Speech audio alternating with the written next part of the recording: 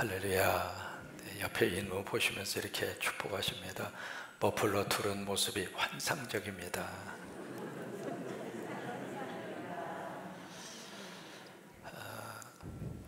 예수로 충만하라 라고 하는 주제를 기억을 하면서 머릿속에 떠오르는 분이 한 분이 계십니다. 누구냐면 예수 천당 불신지요.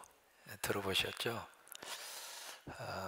일제시대에 평양에 계셨던 최봉석 목사님, 이제 나중에 이름을 바꾸셨습니다. 최건능 목사님으로 우리가 그렇게 흔히 잘 알고 있죠. 그 최건능 목사님이 아드님이 LA 오셔서 목회를 하셨거든요. 그래서 그 아드님하고 같은 노회에 같은 교단 안에 있어서 같이 이렇게 교제를 할 수가 있었는데, 이제 그분이 이렇게 전도를 하시는데 전도하는 구호가 똑같았잖아요. 예수 천당 불신지요. 근데 그것도 그냥 이렇게 지나가는 말로, 조용한 말로 예수 천당 불신지요 그렇게 하는 것이 아니라 예수 천당 불신지요. 이제 그러면서 이제 전도를 하셨는데, 참 하나님의 역사는 묘합니다. 그 간단한 전도 구호인데 그 구호를 통해서 수많은 생과 영혼을 하나님이 살리셨어요. 여러분, 복음에 대해서 입을 열면 역사는 하나님이 하십니다. 그래서 이제 간단한 구호인데 이제 그것을 가지고 전도를 하시다가 일화가 굉장히 많습니다. 이번에 평양에 그 백문, 백동 일대라고 하는 그 지역을 다니면서 막 복음을 전하고 있는데 마침 일본군 연대장이 말을 타고 딱 지나가고 있었어요.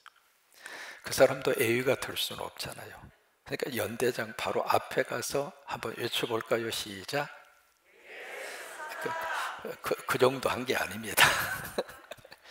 아무튼 얼마나 크게 이 최건능 목사님이 외쳤는지 말이 깜짝 놀래가지고 갑자기 그게 무슨 소리인가 싶어서 말이 앞발을 두고 히 하는 바람에 그 일본군 연대장이 떨어져서 이제 다쳤거든요. 그 화가 난 거예요. 화가 나서 최건능 목사님을 끌고 일본군 주재소에 끌고 가서 그냥 얼마나 매질을 하는지. 그렇게 때리면 때릴수록 무슨 말을 하느냐면, 이쪽에 예수 천당 한번 해볼까요? 한번 때려요. 또 한번 때려요. 그러면서 때리면 때릴수록 예수 천당 불신지요. 그러니까 이제 더 화가 나죠. 화가 나니까 더 세게 때리는 거예요. 세게 때리면 세게 때릴수록 더 크게.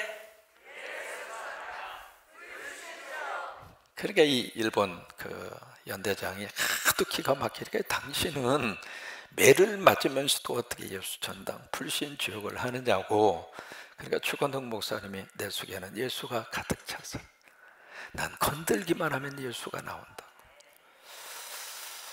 여러분, 그냥 듣고 지나갈 수 있는 말 같습니다만은 참 우리에게 도전이 돼요. 내 속에는 뭐가 그렇게 가득 채워져 있을까?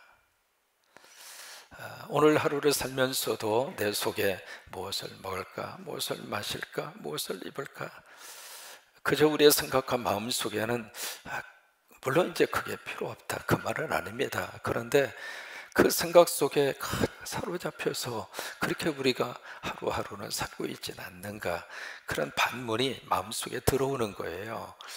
그래서 이번에 새벽에 총진구를 통해서 그저 예수로 충만하셔서, 그게 아멘.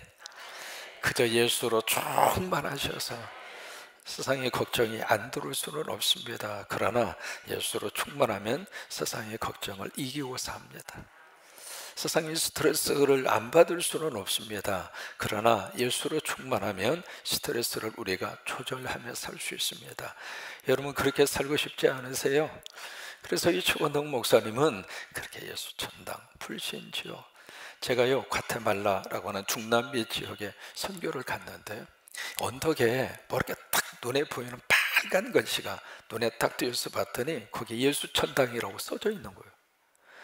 도대체 이 중남미, 거기가 이제 스페니쉬를 쓰는 나라거든요. 그 나라에 어떻게 한국말로 예수 천당이라고 하는 글씨가 저기에 써져 있을까 봤더니 한국에서 폐자재가 그쪽으로 이제 수출이 됐는데 어디에서 왔는지는 모르지만 예수 천당 쓰여진 펜넬을 그냥 갖다 뭔지도 모르고 갖다 집에다 붙여놓은 거예요. 네, 그것을 보면서 깜짝 놀랐습니다. 그래서 나중에 이제 1944년 4월 15일 최원은 목사님이 세상을 떠나요. 떠나면서 그때 뭐라고 말씀을 하시느냐면, 하늘에서 전보가 왔다. 나 이제 가야 되겠다. 그리고 마지막에 숨을 거두시기 전에 당신들도 승리하시오. 그리고 이제 최원은 목사님이 44년 4월 15일 세상을 떠납니다. 우리가 새벽에 요한복음을 만납니다. 요한복음이 모두 몇 장이죠? 21장입니다. 그리고 구절로 말하면 878절입니다. 단어 수로 계산을 하면 19,099 단어입니다. 우리가 이 새벽에 요한복음을 만나는데 질문 한번 해볼까요? 요한복음을 누가 썼을까요? 요한이. 오케이. 그럼 한 번 더 질문합니다. 마태복음은 누가 썼어요? 마태가? 오케이. 마가복음은 누가 썼어요? 대답을 안 하시네요. 참 아주 센스가 굉장히 빠르세요. 누가복음은 누가 썼어요? 지혜로운 대답이에요. 보세요. 마태나 마가나 누가복음을 보시면은 이 복음서는 누가 기록하였더라 구절이 있을까요? 없을까요? 없어요. 마태복음을 여러분들이 아무리 읽어보시더라도 28장까지 이것은 마태가 썼다라고 하는 근거로 찾아낼 수 있는 구절이 하나도 없어요. 그러면 마가복음을 보시더라도 이 마가복음은 마가라고 하는 주의 제자가 썼다라고 하는 기록이 없어요. 그러면 누가복음도 마찬가지입니다.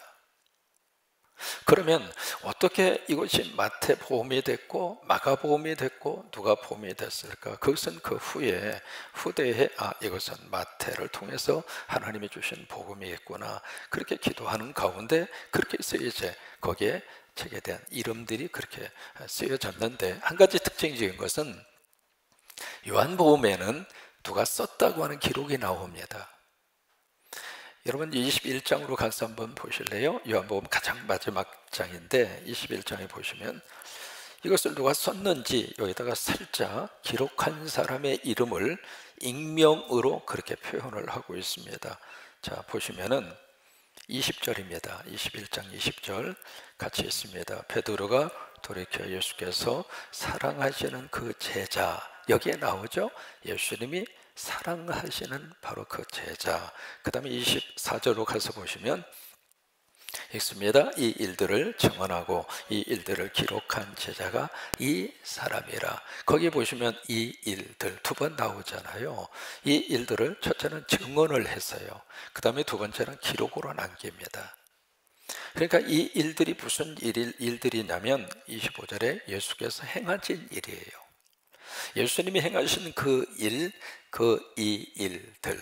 일들을 증언을 하고 그 다음에 그 증언한 것을 증언으로 끝나지 않고 그 다음에 이 증언한 것을 어떻게 했느냐면 기록으로 남겼어요. 그 사람이 바로 누구냐면 바로 그 제자라고 하는 거예요. 근데 그 제자가 어떤 제자인가? 20절에서 말씀하고 있는 예수님이 사랑하시는 그 제자였다.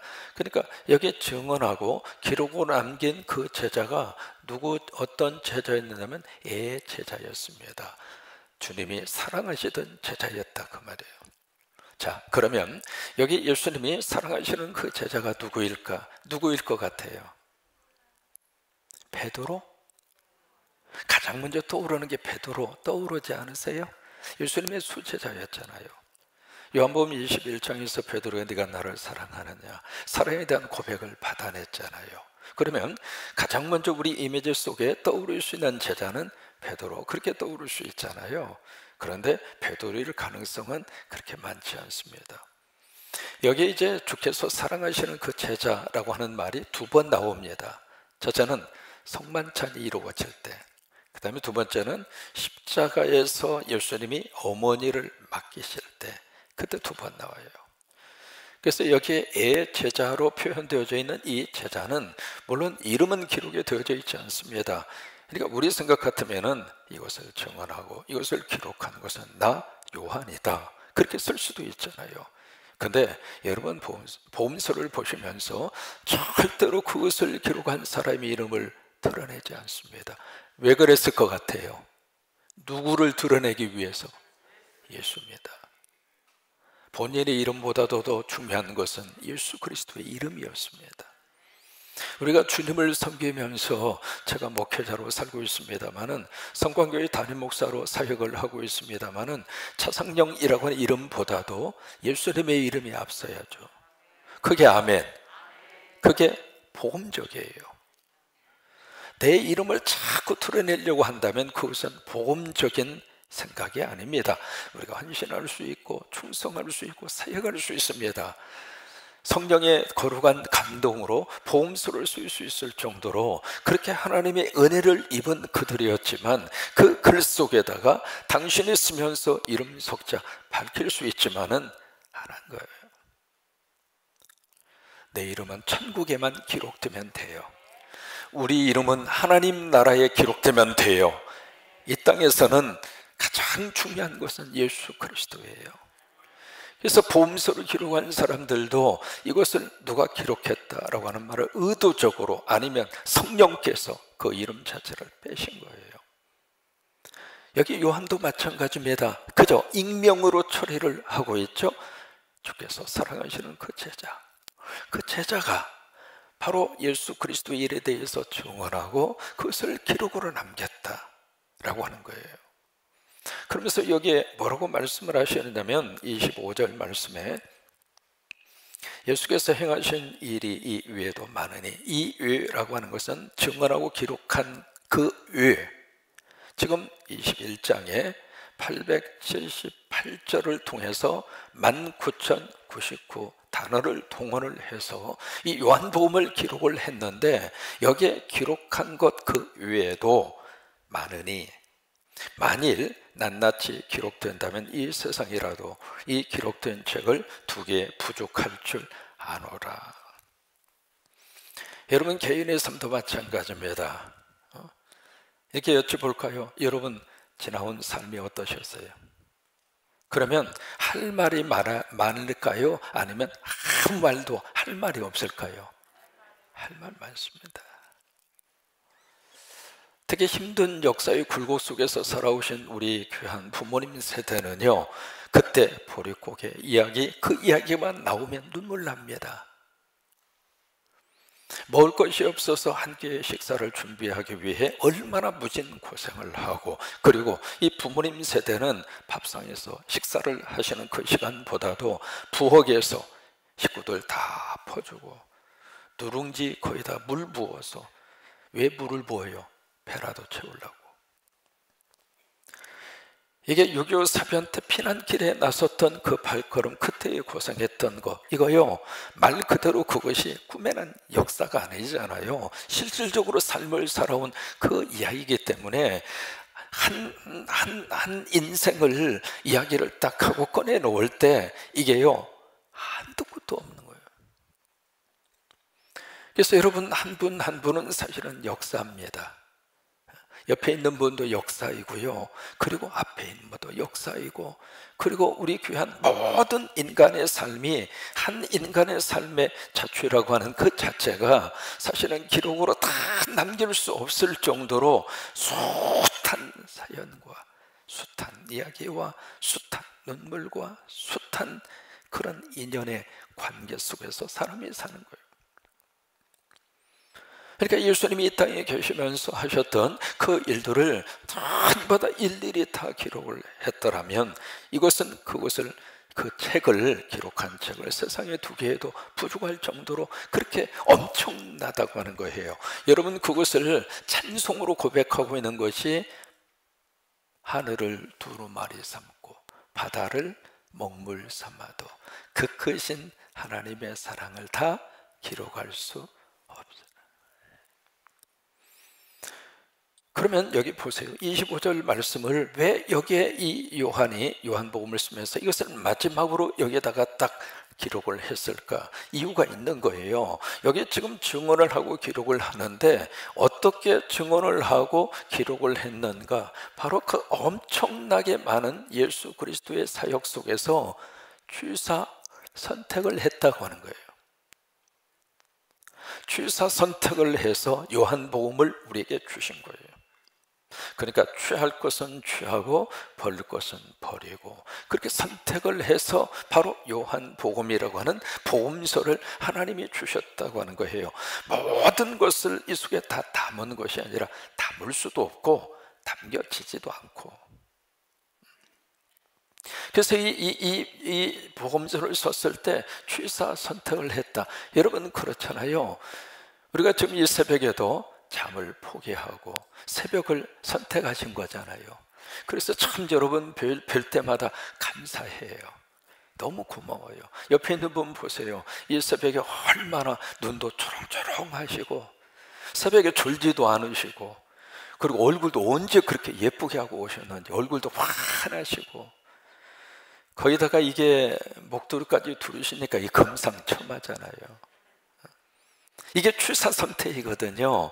뭔가 목적을 위해서 뭔가 의도한 바가 있어서 뭔가 선택을 해서 내가 거기에 가치성을 두고 이쪽을 버리고 이쪽을 선택하신 거예요. 여러분 잘하신 거예요.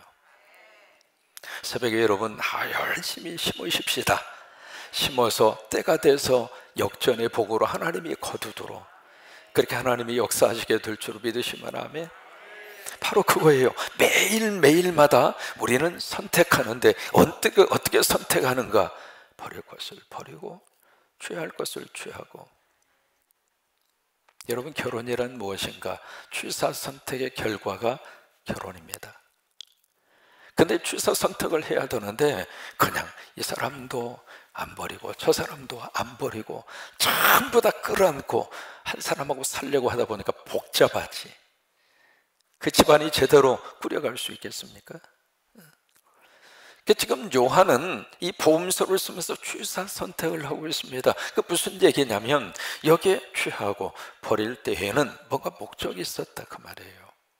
그 목적이 어제 말씀드린 것처럼 공간 복음서하고 요한 복음서하고 달라요.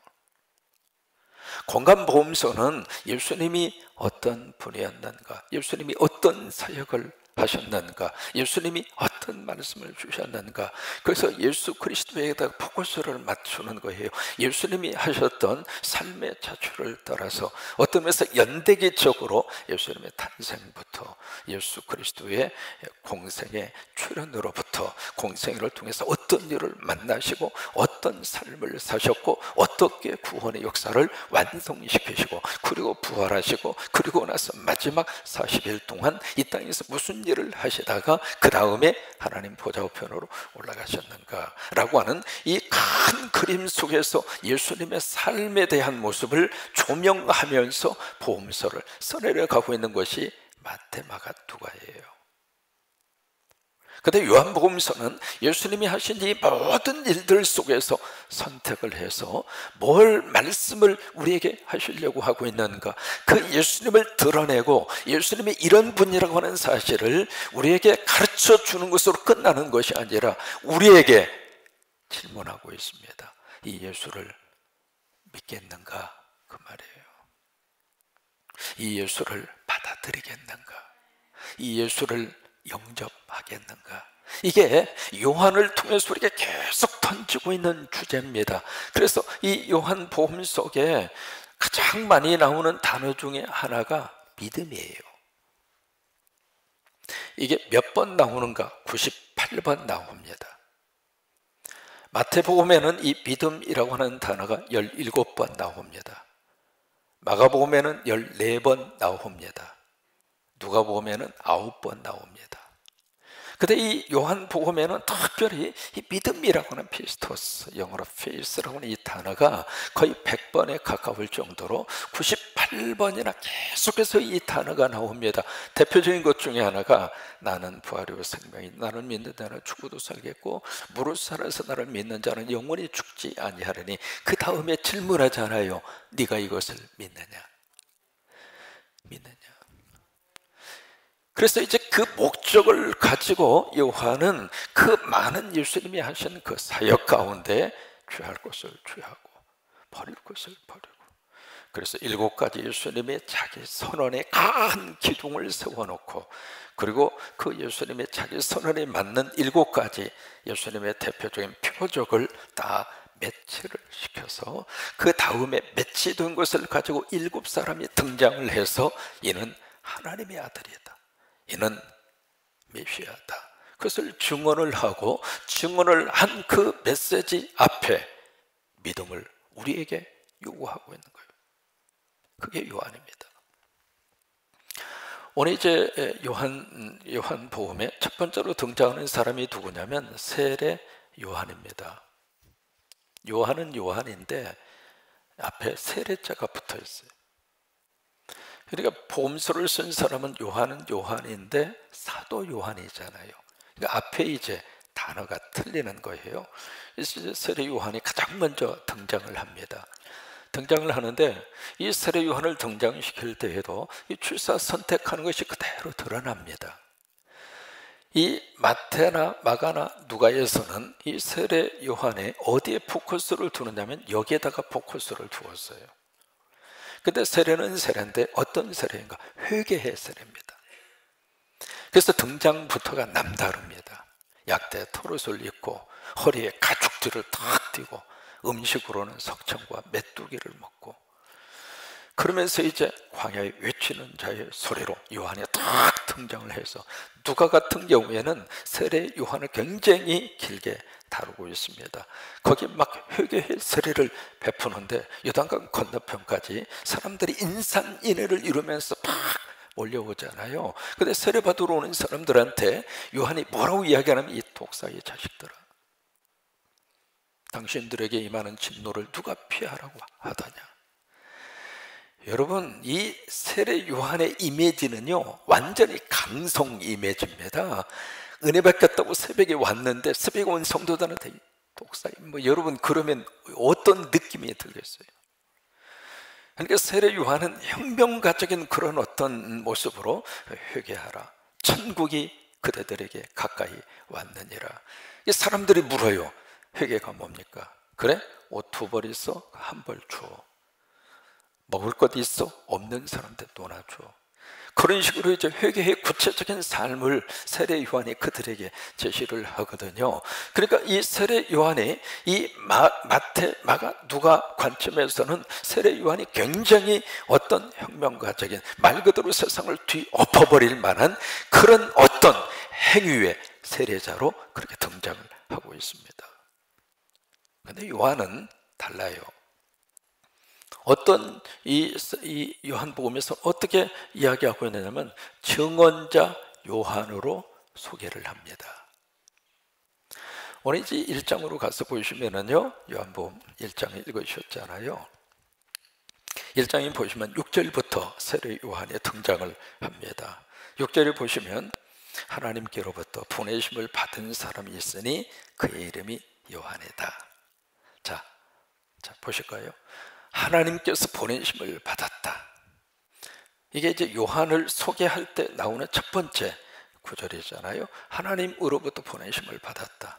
그러면 요한만 하나님으로부터 부르심을 받았을까? 여러분들은 스스로 이 세상에 오셨나요?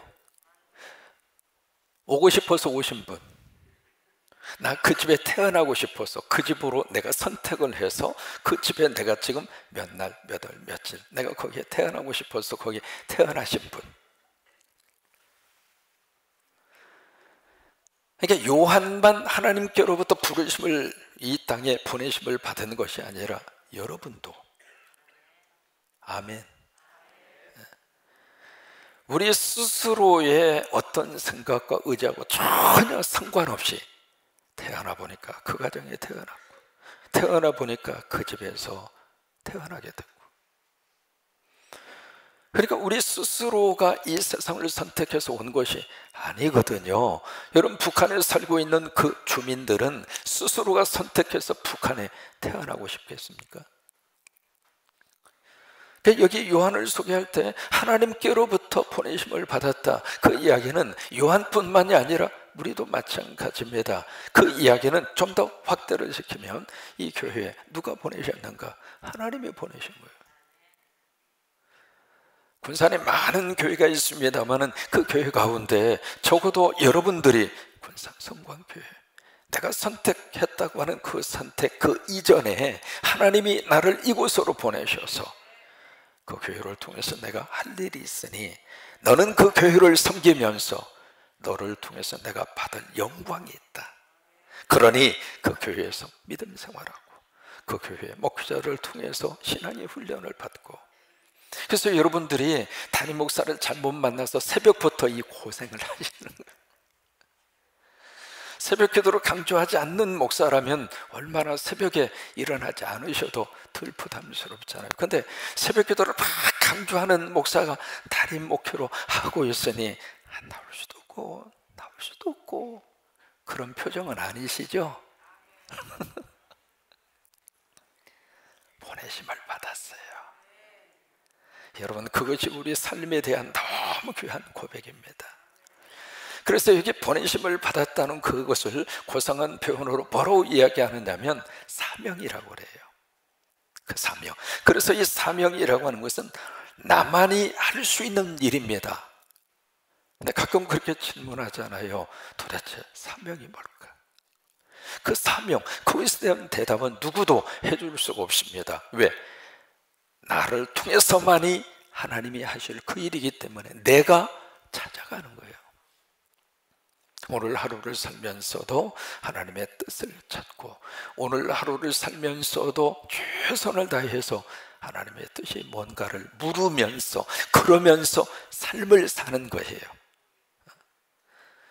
그것을 위해서 하나님이 이 세상에 보내셨어요. 그리고 때가 되면 와라 하면 하늘에서 전부가 왔구나 하고 최권능 목사님이 천국으로 가시는 것처럼 우리도 천국으로 가는 거예요. 그 다음에 7절에 같이 한번 읽습니다. 그가 증언하러 왔어요. 증언이라는 단어가 나오잖아요. 그러니까 회개의 세례를 베푸는 세례, 거기에다가 강조점을 두는 것이 아니라 이 요한복음에서는 증언이다. 증언하러 왔으니 곧 빛에 대하여 뭐하고 증언하고, 모든 사람이 자기로 말미암아 어떻게, 그래서 믿음을 강조하는 거예요. 그래서 요한복음은 자꾸 이 믿음이라고 하는 단어가 자주 등장을 하고 있습니다. 여기 보시면 이 증언자 요한이 몇 가지를 이야기합니다. 첫째로 뭘 이야기하는가? 여기 이제 자기 자신에 대해서 정확하게 본인의 모습을 알고 있습니다. 8절을 보시면 그는 이 빛이 아니다. 그러니까 본인 스스로가 빛이 아니라고 하는 것을 알고 있었어요. 대단한 사람이죠. 그러니까 자기가 빛이 아니라고 하는 사실을 아는 것은 이 보통 수준이 아닙니다. 다른 말로 말하면 주제 파악을 한 거죠. 이게 수학을 잘했어요. 분수를 한 거예요. 이 빛을 증언하는 사람이기는 하지만 이 빛을 다른 사람들에게 이분이 빛입니다. 여기 참빛이라고 하는 말씀을 하고 있잖아요. 참빛이 누구일까요? 이 예수님이 참빛입니다. 당신들은 이 빛을 따르시오. 그렇게 가르치고 그것을 증언하는 위치에 있는 사람인 것은 맞지만은 자기가 그 빛이 아니라고 하는 것을 알았다 이 말이에요. 오늘날 착각 속에 사는 사람이 참 많습니다. 왜 착각하면서 그렇게 살고 있을까? 사람은 누구나 다 할 것 없이 가면을 쓰고 살아요. 여러분, 가면이라고 하는 말을 라틴 말로 페르조나라고 그래요. 이게 라틴 말로 페르조나, 이게 가면이라고 하는 뜻입니다. 바로 이 단어에서 나온 영어의 단어가 person이라고 하는 단어예요. 개인이라고 하는 뜻이에요. 사람은 모두가 다 할 것 없이 페르조나를 가지고 살아요. 펄슨을 가지고 산다 그 말이에요. 가면을 쓰고 산다 그 말이에요. 그 가면을 다른 말로 뭐라고 이야기하는가? 노릇이라 그래요. 우리가 부모로서 부모 노릇하고 살아요. 목사니까 목사 노릇하고 살아요. 직장이니까 직장에서 회사원 노릇으로 살아요. 엄마는 엄마 노릇을 하면서 살아요. 자, 보실까요? 역할입니다. 그러면 내가 그 노릇이 나일까? 라고 하는 질문을 던졌을 때에는 아니에요. 목사가 차상령일 수는 없어요. 차상령은 차상령의 본질이 있는 거예요. 그러니까 이게 가면을 쓰고 살다가 보니까 마치 자기가 그것처럼 착각을 해요. 근데 이 증언자 요한은 자기는 그 빛이 아니다. 나는 빛이 아니다. 그 이야기는 뭐냐면 주변에서 이 세례 요한을 그 빛으로 착각하고 따르는 사람들이 있었어요. 그 무리들에게 나는 빛이 아니다. 그런 의미에서 우리들이 신앙생활하면서 자칫 잘못하면 특정한 어떤 유명한 목사를 추종하고 목사를 따르거나 어느 개인을 추종하고 개인의 뒤를 우리가 따라가거나 그게 얼마나 성경적으로 잘못됐는가 그걸 여러분 깨달을 수 있잖아요. 그런 의미에서 이 세례 요한은 아주 그릇이 큰 사람입니다. 나는 빛이 아니다. 사람이 할 수 있는 일을 하는 것도 능력인데 할 수 없는 일을 안 하는 것도 능력입니다. 내가 누구라고 하는 것을 아는 것도 지혜지만 내가 뭐가 아니라고 하는 것을 아는 것도 지혜입니다. 그게 혼동이 오니까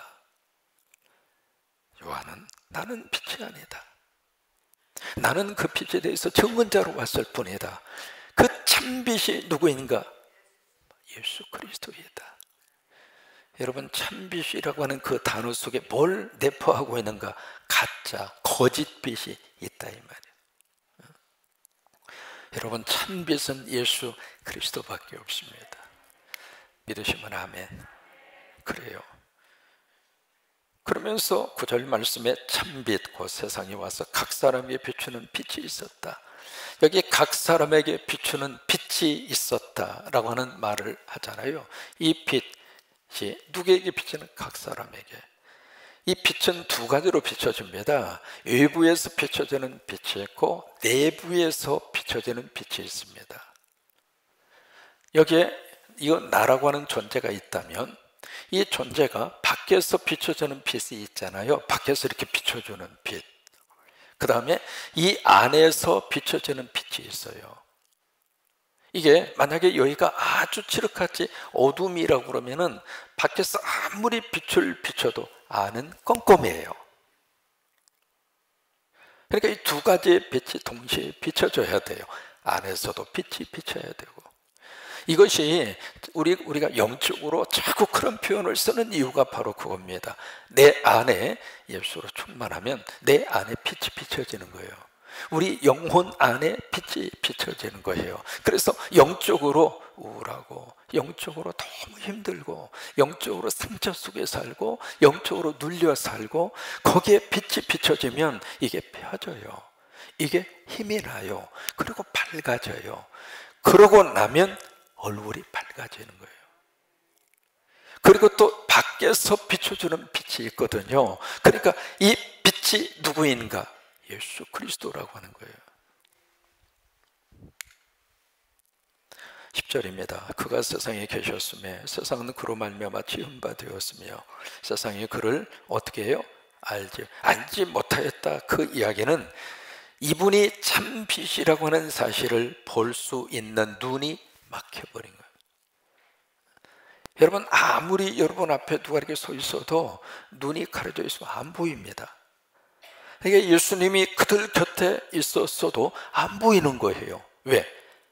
그들 눈앞에서 사라진 것이 아니라 그들의 눈이 가려져 있어서. 그러니까 안 보이는 거예요. 그런데 그 다음에 보시면은 11절입니다. 같이 한번 읽으실까요? 자기 땅에 오매 자기 백성이 영접하니 아니하였으나. 자, 여기 보시면 자기라고 하는 말이 두 번 나옵니다. 자기, 첫째는 뭐예요? 땅에 왔어요. 왔는데 자기 뭐가? 백성이 뭘 안 했어요? 영접을 안 했어요. 여기서 영접이라고 하는 단어, 아주 중요한 단어가 여기서 나옵니다. 그러면 자세히 한번 보세요. 자기 땅에 왔어요. 근데 자기 백성이 뭘 안 했는가? 영접을 안 했어요. 영접, 이 단어를 기억을 하시고, 그러면서 그 다음 절로 이어집니다. 영접하는 자, 이게 아주 유명한 구절이잖아요. 고백하십니다. 시작.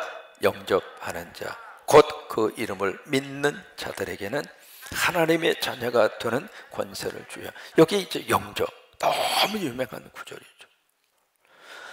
영접하는 자, 그러면서 영접하는 자가 누군가? 바로 믿는 자, 그렇게 해석하잖아요. 그러니까 영접이란 무슨 말인가? 믿는다고 하는 뜻이다, 그 말이에요. 그러면 여기서 무엇을 믿는가? 그렇게 가야 되겠죠. 두 가지를 믿는 거예요. 예수 그리스도가 나의 구주이심을 믿는 거예요. 그 다음에 두 번째로 예수님이 나의 주님이시다. 그 이야기는 예수님이 나의 왕이시다. 그러면 이 영접이라고 하는 이 단어 속에 그 의미가 함께 이렇게 포함이 되어 있는 겁니다. 영접이라는 단어는 첫째로 믿는다. 두 번째, 영접이라고 하는 단어는 바로 그분에게 나를 맡긴다, 그 말이에요. 그게 영접이에요. 그러면 여기서 영접이라고 하는 단어 속에 어떤 의미를 내포를 하고 있느냐면 여기에 주권이라고 하는 의미가 담겨 있는 거예요. 자, 여기 세 가지 요소가 있습니다. 땅이 있고 백성이 있고 주권이 있습니다. 이것을 뭐라고 이야기하죠? 나라라고 합니다. 국가의 3대 요소. 3대 요소. 자, 그러면 여기 자기 땅에 자기 백성이 왔는데 예수님의 주 되심을, 주권을 인정하지 않았는데 영접하는 자, 예수님의 이 주권을 인정하는 자가 있다, 이 말이에요. 곧 믿는 자. 그 믿는 자에게는 뭐가 되는가? 하나님 나라가 돼요. 하나님 나라가 되면 그 나라에 거하는 뭐가 되는가? 하나님 자녀가 되는 거예요. 그래서 하나님의 자녀가 되는 뭘 줘요? 권세. 여기서 이 권세라고 하는 이 단어가 가장 오해를 많이 받고 있는 단어입니다. 이 권세라고 하는 말, 이 단어 자체가, 뉘앙스 자체가 그러잖아요. 권세하면 권력. 여러분, 이 대통령, 이게 보통 극한 직업이 아니거든요. 말이 좋아서 대통령이지. 그 유명한 말이 있습니다. 백악관 들어갔다가 나오면서 어떤 대통령이 그런 말을 했습니다. 왜 이런 데로 사람이 오려고 하는지 모르겠다고. 그렇게 고생스러운 이 세상의 극한 직업 가운데 하나가 대통령이에요. 하루도 마음 편할 날이 어디가 있습니까?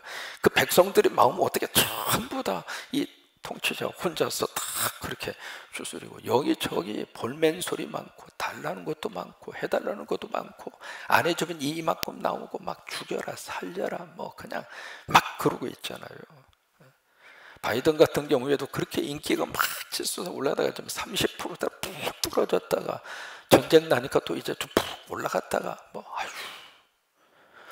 뭐하러 그 극한 직업에 해당하는 그 자리를 하려고 저렇게 고상을 하는지 참 불쌍해요.